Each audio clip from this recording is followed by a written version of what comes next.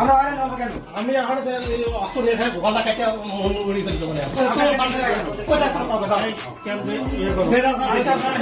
দাও এদিকে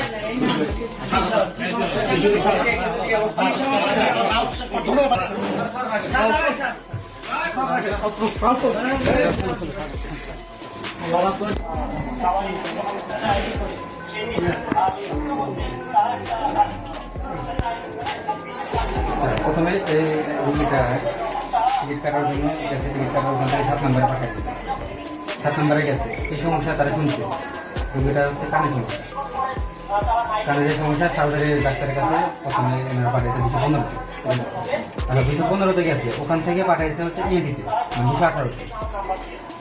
ওখান থেকে কিছু করে নাই, কিন্তু ওখান থেকে পাঠিয়েছে যেটা আমার এখানে না, আপনার সরাসরি ডাক্তার ঘরে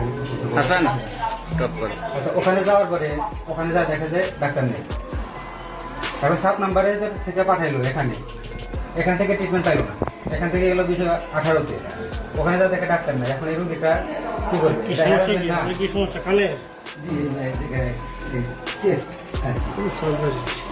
এটা আপনি বলতেছেন সার্জারিতে,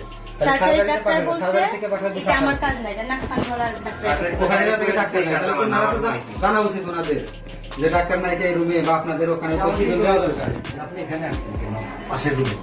তো আমি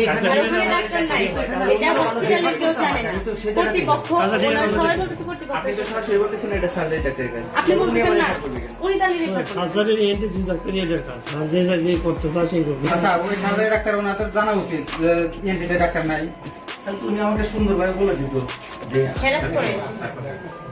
দেখো ডাক্তার